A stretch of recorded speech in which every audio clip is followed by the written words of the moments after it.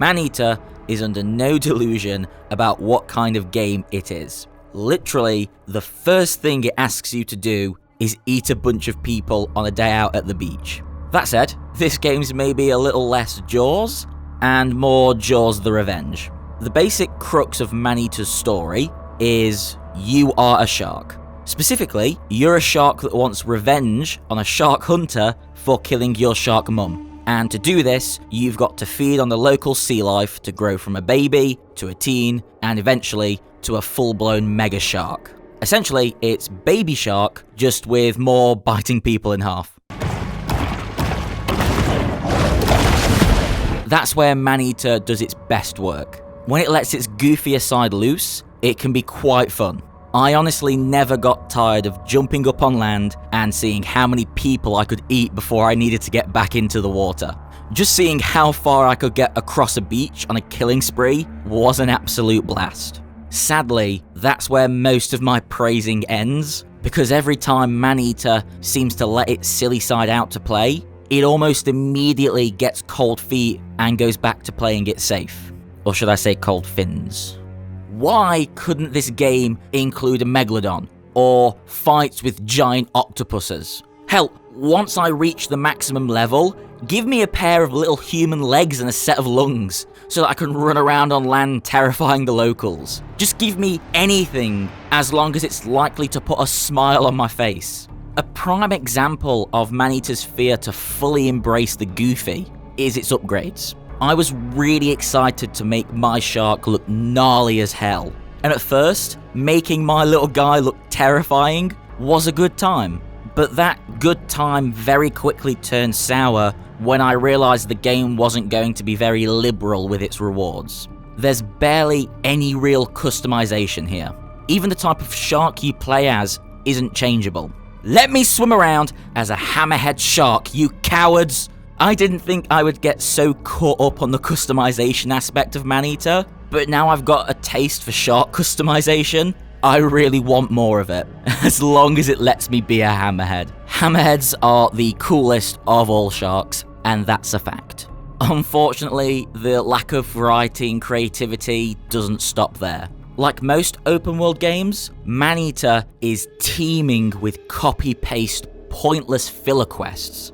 And while ticking off all those checklists can be quite addicting if you're easily reeled in for that kind of thing, they still get boring very quickly.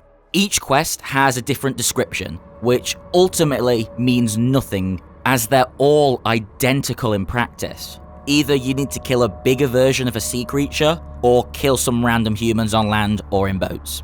There are different types of fish/sea creatures to fight, but they're basically just skins. The only real change in the moment-to-moment gameplay is between fighting the sea life or fighting the humans.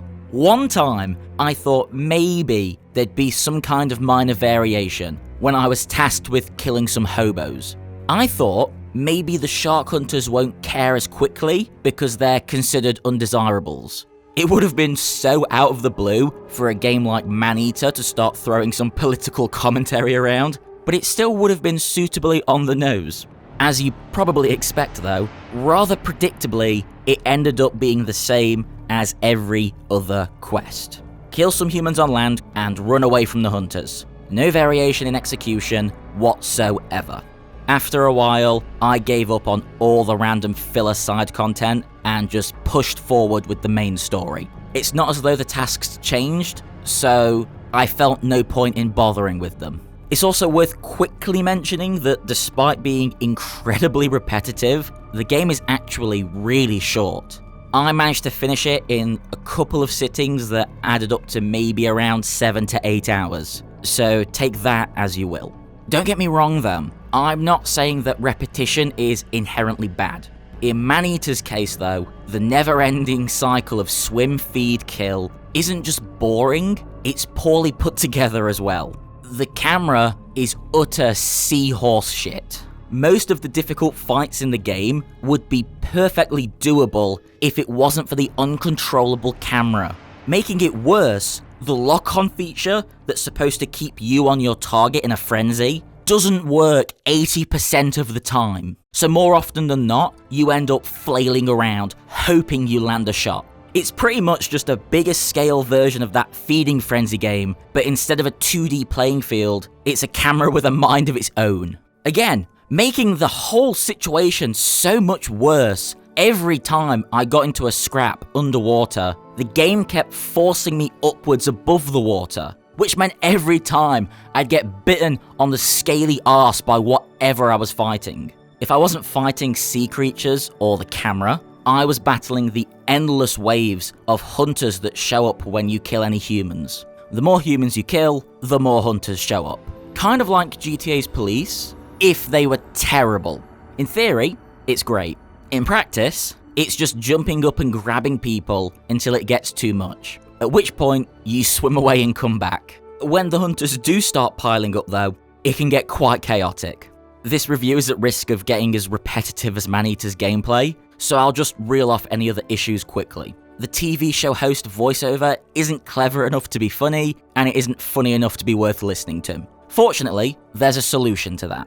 The humour in Maneater is dog shit in general, although this did give me more of a chuckle than I care to admit. Thought it was a government experiment, got itself loose. Government experiment is genuinely funny, and I will fight anyone who disagrees in the car park. Although of course, like everything in Manhunter, they have to repeat the same thing again and again until it isn't fun anymore. It's just numbing. And last, but I think least, the civilian AI is non-existent. When they're in the water, it's fine, because all they have to do is pick a direction and swim. But you'd think, if a shark launched itself out of the water and started tearing people up, they might want to run away. Which, obviously, they don't. They just stand there and let it happen. Oh, piss off! At the end of the day, Maneater's biggest problem is inconsistency. It acts way too silly to be taken seriously, and yet somehow also tries way too hard to stay grounded. It would have been great to see Maneater take the idea as far as it could go. Maybe giant octopuses as boss fights, or the max level being legs and a couple of lungs so you can run around land eating everyone carefree, would have fixed it. If you're wondering what you get for completing the game, the answer is nothing. I can tell Maneater wants to embrace its silly side, but it isn't confident enough in itself to take the plunge. I also know a lot of the marketing for Maneater lean towards the GTA but with sharks angle, but it's really more like Crackdown with sharks. And in all honesty, we all know £30 is way too much to ask for what's essentially nothing more than Crackdown with sharks. If you really want a good shark game, I'd recommend Depth on Steam. It's 5 times more fun and 10 times scarier. Thanks for watching this review of Maneater, guys. I really wanted to enjoy this one when I saw it, and I was actually looking forward to playing it, but in the end I was just massively disappointed. Let us know if you were disappointed as well. Let us know if you love the game, and if you love the game, please tell us your favourite bit and why, because we would love to know. And beyond that, if you could leave us a like, or if you're willing to subscribe, that would really help us out too. Thank you guys so much. Cheers.